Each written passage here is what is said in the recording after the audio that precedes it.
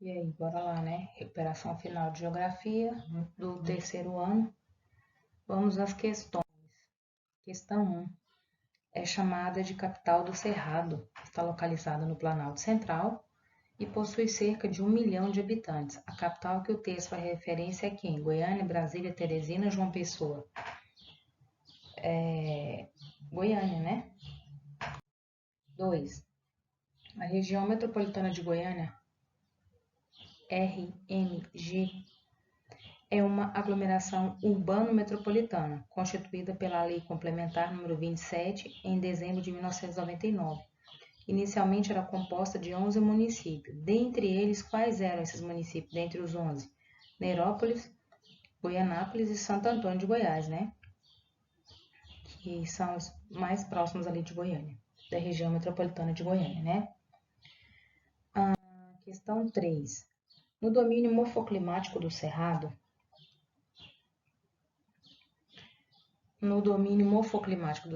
presente no estado de Goiás, encontram-se chapadões tropicais interiores com cerrados e floresta galeria, abrangendo grande parte da porção central do Brasil. Em relação ao cerrado, assinale a alternativa correta sobre o cerrado, né? Nós temos aqui algumas espécies vegetais desse bioma, distingue-se pelo xeromorfismo. O que é isso? Algumas espécies vegetais do cerrado, elas conseguem ficar muito tempo, mas muito tempo mesmo, sem chuva.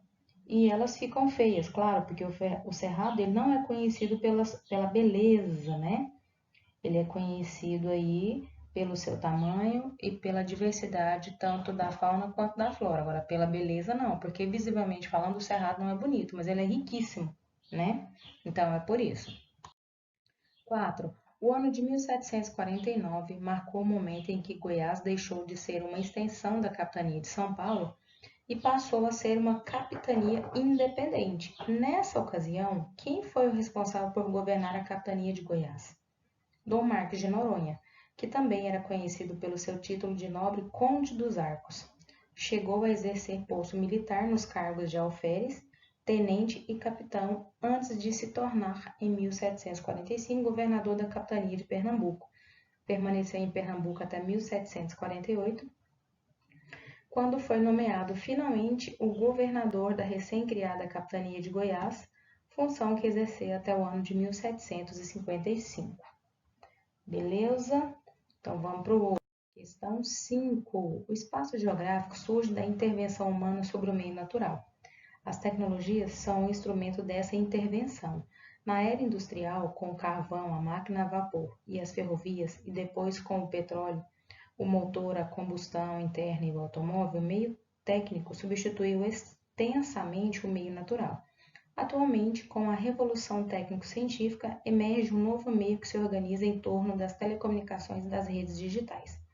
Com o avanço das formas de intervenção e transformação da sociedade sobre o espaço, temos a transformação do meio e das técnicas utilizadas nesse processo.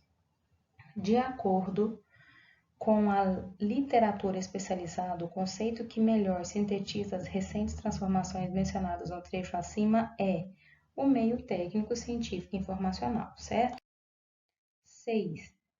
Portadora de memória, a paisagem ajuda a construir os sentimentos de pertencimento. Ela cria uma atmosfera que convém aos momentos fortes da vida, às festas, às comemorações. No texto, é apresentada uma forma de integração da paisagem geográfica com a vida social. Nesse sentido, a paisagem, além de existir como forma concreta, apresenta uma dimensão. Que dimensão é essa? A simbólica de relação subjetiva do indivíduo com o espaço. Por quê? Porque ele vai se sentir dono, né? Pertence a ele. Questão 7.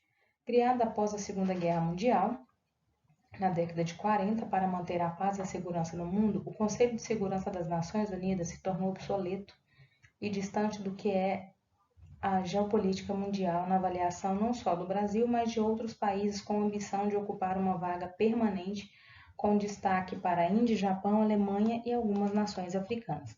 A avaliação de que o Conselho de Segurança da ONU tenha se tornado obsoleto deve-se às mudanças que configuraram o atual panorama político mundial, que no caso pode ser evidenciado com o quê? pelo surgimento de novas potências e pelo surgimento de países emergentes. E a última, ele mostra esse mapa aí com essa linha, né? Já foi falado em vários outros vídeos. A regionalização do espaço mundial, a agrupar os países, possibilita comparar as diferenças e as semelhanças entre eles, além de aspectos gerais e particulares, permitindo obter uma análise mais ampla do espaço mundial. A regionalização proposta no mapa divide o mundo em duas regiões utilizando qual critério? O nível de desenvolvimento socioeconômico. Beleza? Então aí acaba nosso slide de recuperação.